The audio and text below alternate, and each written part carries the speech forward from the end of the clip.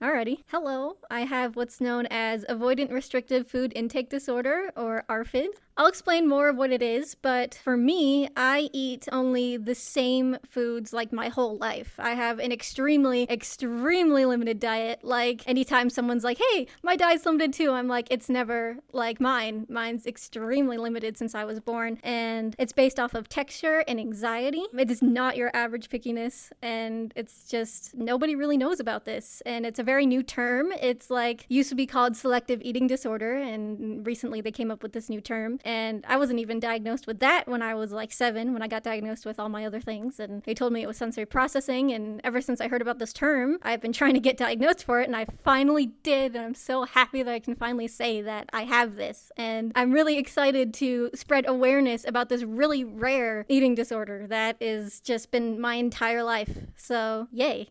I will say I'm not an expert on the term itself. I never have been. I'm an expert on my own experience. But I have done research, right? And everything that I've looked up is like basically me.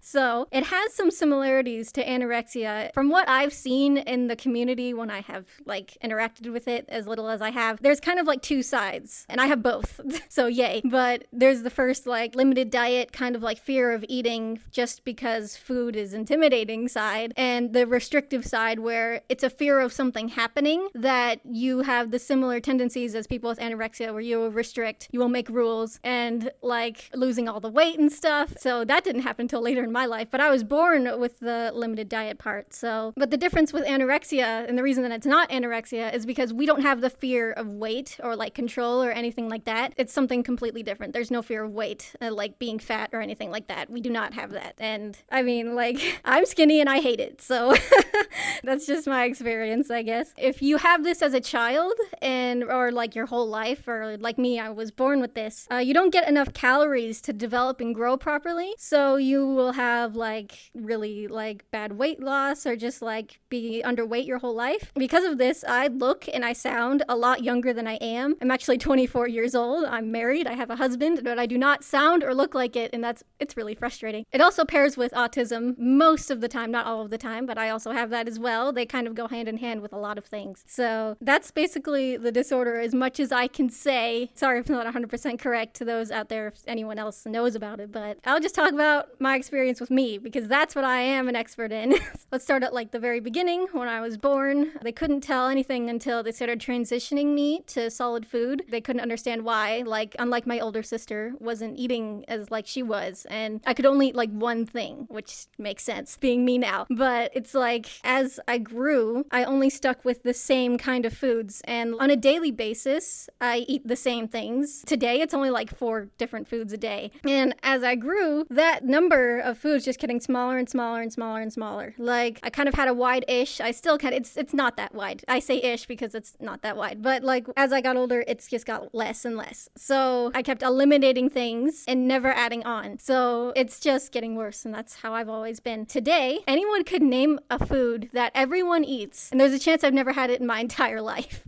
Like, I've either had it once because I was forced to, and like doctors or whatever, or I've never had it. It's hilarious. I love to like talk to friends, and they're just like, here, name something, and they're just like, hamburgers. I'm like, nope, never. And it's like, what? Or it's like pizza. Well, I used to when I was 5. I haven't had since I was 5. Or just like, what about like bananas? Nope. It's like, and then I just watch them get more and more like, what? And it's really funny. I'll explain what I eat on a daily basis at home. Since I never like to leave home, I only eat the same things at home. So waffles are my favorite food. I have those in the morning, and I usually have 4. Eggo waffles are really thin, so it's not even that much. And after that, for dinner, I eat chicken tenders or chicken nuggets. That is a very common safe food for picky people. I get them everywhere. So I have these really good ones that go in the microwave, and I usually have like 2 or 3 of those. Lately, it's been 2. And then after that, I will have, in America, they're called goldfish crackers. They're like cheese crackers in the shape of like little fish with smiles on them. They're the best. And blueberry muffins that come in like these packets that I just kind of eat like the muffins first and then the goldfish for a snack, and then that's it. That's my day. Every day. Day after day after day after day, the exact same brand, the exact same way, in the exact same order. Like, I change nothing. And if I go out, if the restaurant does not have chicken tenders, waffles, or pancakes, I can't eat there. There's nothing for me. So it's just having to deal with this as a person. Yeah, I'm fine. But as soon as you bring other people, like we're going to a restaurant with other people, or I'm meeting new people for the first time, we have to go somewhere that I can eat. And I hate inconveniencing people. So this aspect of ARFID I've had my whole life, and people are always like, you have no idea what you're missing, and I'm like, yep, I'm fine with that, I guess, because believe it or not, I'm not in that much danger from eating this way with the diet, like being limited, because people would think I don't have enough nutrition. You would think that, but every time I've gotten my blood drawn and like results for anything, they always tell me I am perfectly like healthy in nutrition, besides vitamin D, because I live in a desert and I don't want to go outside, but it's just, nobody can explain why either, because I do not have the diet to support such a healthy lifestyle in that terms of like nutrition. Like, I know I should be taking like supplements anyway, because it's not going to be like this forever probably, but I'm just like this weird medical anomaly and no one knows why. So I'm just going to stick how I am right now with my limited diet, because it would be incredibly, incredibly difficult to change it for something that isn't really bothering me. It's the second aspect that's bothering me. That's the second aspect I'm having the issues with. To change the limited diet, I would have to go to like probably inpatient therapy or like outpatient therapy, I don't know, a place, and get thrown all out of my comfort zone. Because if you put a new food in front of me and say, you can't get off of this table and go somewhere else if you don't eat this, I will not leave the table. I will sit there all day and I'll just be like, no, I would rather sit here and stare at it and stall all day. And that's what I did as a kid. And I have been to tons of doctors and psychiatrists and like on all these different kinds of meds, and like none of them did anything. Occupational therapy for 4 years in a row, and no one could get me to budge as a kid at all. And I'm just a very stubborn person, so I think that makes sense. But like every time they'd just be like, there's even this one where they would have to bribe me to try new foods, just to like, if you eat this, your parents will buy you this. And I'm just like, it wasn't worth it. It was never worth it. Even though as a child, a very materialistic child, I got the thing that I wanted, it wasn't worth the pain of having to try something that I just did not want to, because it's all based on texture and anxiety. And someone's like, hey, you should try this. And I'm just like, no, please don't ask me to try things. I mean, I'm just gonna stay how I am. And some people are like, they'll push a few times and be like, stop, I don't want to do it, I'm good, thank you. It's hard to understand, but that's just how I've always been. And like, I'm fine being this way. I'm not ashamed of being who I am. This is what makes me who I am. But it's the second aspect that was the tough thing, because that can happen. Like, a person could only have this second aspect, only have the first aspect, or have both. The one thing that these doctors did correctly was put me on a medication that made me hungrier. Like, I didn't eat more things that I've never had. I just ate more of the same that I already did. Since I was young, I hated to eat. It was always a chore. It was never fulfilling, it was never fun, and I hated to do it. And then ever since I got in this medication at like 15 around, I gained like 30 pounds. And oh my God, I was the happiest I have ever been. I was so proud of my body, and I was excited to eat, going out to dinners with my sister and my family. And it's like, I was so happy. And I'm just like, look at how great I now look. And I was just reveling in this new me that came out of this, just because I could eat more. I didn't realize how great the food that I ate was until I took this medication.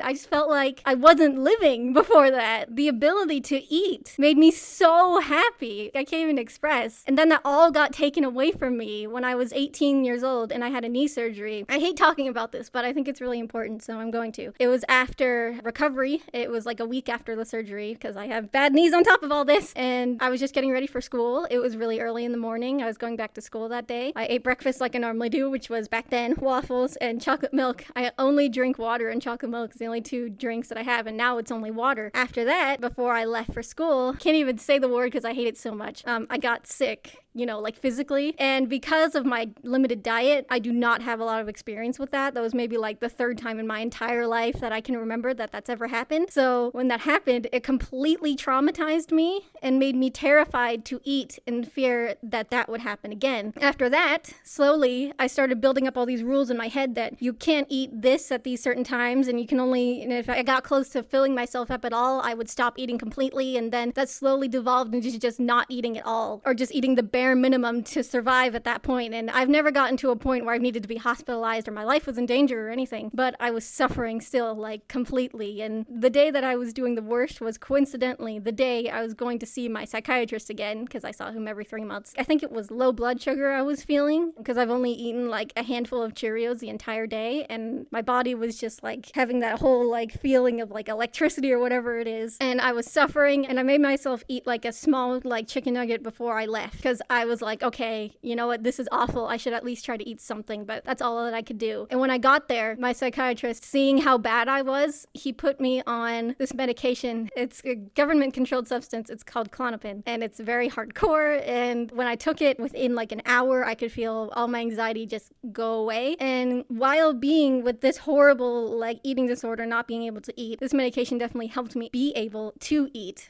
So at least I could eat a little more, but I lost all of the weight that I had and all of the happiness that came with it. I've never been suffering more in my entire life, because I just had the best life with like the best body, and I was just doing so great, all completely taken from me for something so small to other people and so irrational. That built that fear up in my head to be the worst it could possibly be. Like, it was almost worse than death because of how that made me feel. So that's where all the restrictions and the rules and stuff came from. And with that medication, it definitely helped, but it didn't fix it. So I was able to survive, and I was able to eat more to survive, but I was still suffering. And then it made more stuff happen, this fear. Like at night when I take all these medications, because I have insomnia too, these medications make me tired. I usually let them kick in. And one night while I was laying there, I just suddenly decided that this was making me feel awful, and that it was too much, and it was upsetting my stomach. So I would literally have anxiety attacks every single night on this medication. So not only could I eat well, I couldn't sleep well. And like, I would just have anxiety attacks until I fell asleep every single night. And every morning when I woke up, it's almost like I could cry. I was so happy that it was morning, because it was suffering just sitting there for hours trying to fall asleep, and everything would just suddenly shut off. When I got like VR and stuff and I met my friends, I'd just be like, okay, I'm going to bed, and I would be so jealous of them, just like they just get to lay there and peacefully fall asleep. And I didn't tell any of my friends what I was going through, and I usually tell my family everything, right? And I did not tell them about this, like the night thing that I was having. And I finally told my mom when we were about to go on a trip, and I was going to sleep in the same bed with her, and she's like freaked out, and I was like, I hated it, but I was dealing with it. And I started like going to counseling and stuff. I didn't do anything. It was just awful. And after I got my job that I have, for some reason, it was like I was able to just like kind of get my stuff together, and slowly and very slowly I became less afraid, and I was able to go back to normal. So just on my own, just with time, no one ever told me to do something to fix this. I just did. And with time on my own, it went away, or it didn't go away. I still have it to this day, but it won't ever truly go away. I won't ever not be afraid. Anytime my stomach gets the littlest bit upset, I get scared. But I was able to gain most of my weight back. And then something else started happening, because I never get a break, do I? So at that point, I was taking my medications in a way that wasn't freaking me out at night. I would take them and then immediately go to bed. So instead of letting them kick in, they would kick in after I fell asleep, so I could also sleep the whole night without waking up and just be okay. And then I realized that I was feeling physically nauseous every time I would lay down from this medication. And even though I've been taking this medication for 5 years, every time I felt nausea, I would have to sit up, and it would go away. And then I'd lie back down, and it'd happen, I'd have to sit up again. So this happened every night without fail for hours again. And it's not just in my head anymore. This isn't something that I can just think away with time. This is physical. It's happening, and it's terrifying. And it's still happening right now to this day. It is my biggest issue, or one of my biggest issues. It's all because of the medication that's supposed to help me. I had an endoscopy. They said they couldn't even find anything. So it's like, that's what it has to be. And I've tried to like get off of a lot of my medications. It took me 5 years to get off of Klonopin. 5 years, because I got a new psychiatrist who's just like, you shouldn't have been on Klonopin for more than 6 months. And I'm like, why did my old psychiatrist tell me that? He's been prescribing me it for years and years and years. And I just kept taking it that whole time. My memory was becoming trash. I literally couldn't remember something that happened like a minute ago where it's like, okay, remember I put my water bottle on like the table. I didn't screw it in all the way. It's like, okay, I didn't screw it in all the way. Don't grab it from the top. I come back and that's what I do. I grab it from the top and get water all over the floor. Some things when I have to remember at work, I just completely forget about. My memory was becoming garbage because of that medication, and my doctor did nothing to help me try to get off it. I'm thinking, I kind of want to try and get off this. He's like, probably, he did not want to wean me off of it. And oh my God, that psychiatrist was literally the worst for me at this time. He was the one who got me on the medication that made me hungrier, but lately he has not been helping me because when I wanted to get off the medication that was causing this nausea, he said, okay, you can just switch to this new one even though you've been taking it for 5 years. Just switch. I'm like, okay, I'm trusting you. I don't know why, but I am. And so I had the worst withdrawal I have ever had in my life when I did that. And I switched to this new one, and I was feeling like my body could not relax, physical like feelings of withdrawal, and I was like suffering for a week until I just decided to stop and go back to the old one. After a week of not even being able to work or like focus or do anything, I came back with this information. He had the audacity to tell me that it wasn't withdrawal that I was feeling. And I'm just like, I've experienced withdrawal before. That was the worst it's ever been. And I realized that was the last straw. I'm finding a new psychiatrist. And so I did. And the one that I have is very, very understanding. And he said, is the one who prescribed you for Klonopin, is he older? And I'm like, yeah, he is. It's like, well, that's kind of what they thought, like the people, the older psychiatrists would do, is prescribe you on these benzos. That's what Klonopin is, for like long periods at a time, but we know not to do that. So I'm like, that is interesting. I should have came to you ages ago.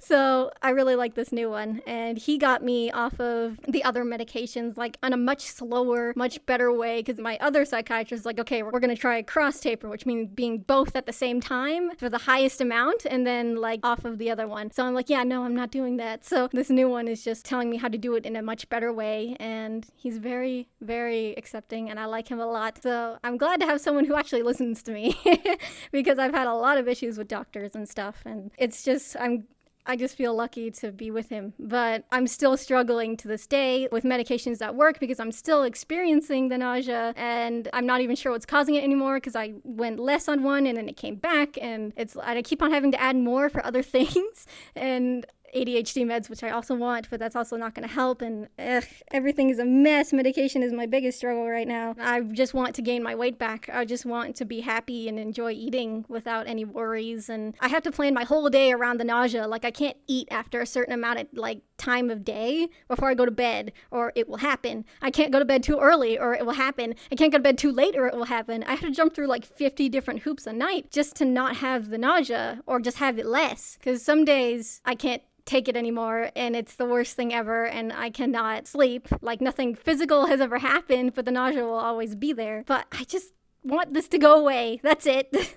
So it's like another fear, another thing I have to worry about. And I just want to be back to normal, and at least until whatever happens next in my life that causes more eating troubles. So I feel like I'm never just going to truly be free. I don't know. I feel like it's all just because my diet is limited. Some weird thing that happened when I was born. No one else in my family is like this. I am the only one that eats like this. I have not met a single person in my life until a couple months ago that has eaten like I do. Not a single person. So I've always felt so alone in this world because as a kid growing up, the kids are not like mean or anything about this that I've in my experience, like they ask questions if they want, but like no one ever pushes me about it. They think it's interesting, I guess. But as an adult, if you eat like a child and it's really hard to move off of that when you have other issues, it can be frustrating. And if anyone out there knows someone that is sort of like this or thinks that you yourself may be like this, I really urge yourself to look it up, do research about ARFID, and talk to a doctor about it, because I just want to spread awareness about this thing, and I just want the stigma around picky eating to go away. I know it's not going to happen. I just want more people to know it exists. And if you have someone in your life that is like this, it's best to accommodate and not to push. I can't express how helpful that is, because for me, going out to restaurants with people that I don't know very well, that aren't family, it's like I'm fine answering questions. But if they like try and push me to try something or like keep bringing it up over and over, it's like, oh my God, I just want to act normal like a human. Please don't push me about things like this. Just listen to what they say. If they say, hey, don't ask me to do this, then don't. You may not understand it completely. And I know it's very hard for me to even explain how I'm feeling, but they know how they work. And you should just try and accommodate best you can. Don't push. If you know anyone that's like this, that would be extremely helpful. Even after all that, I'm just so grateful that I have such a supportive family that has helped me through this process ever since birth. They will do anything to make sure I'm okay, and I am so 100% grateful that they have put all of their time and all of their money into doctors. And if it weren't for them, I would be so worse off, because they are the best parents in the whole wide world, and I don't want to make it seem like being at all those doctors is a bad thing. They want what's best for me, and I think that's important to say that. So if they're watching, I love you guys. Thank you for helping me all this time. This is a big leap for me because I actually don't have the luxury of being completely anonymous. Someone watching is going to recognize my voice, and if you do, whether you recognize me from online or somehow you've met me in real life and you didn't know this, I just ask that you don't think of me any differently. I'm still the same girl that you saw or knew. All that's changed is that you know this now, and if you don't know me, I'm just really glad you took the time to listen anyway. Everyone's got a story, and I'm glad I've got the chance to tell mine, so thank you. Tell me a story, I wanna hear it. You might think it's boring, but I'm interested. Tell me a story, I wanna hear it. You might think it's boring, but I'm interested.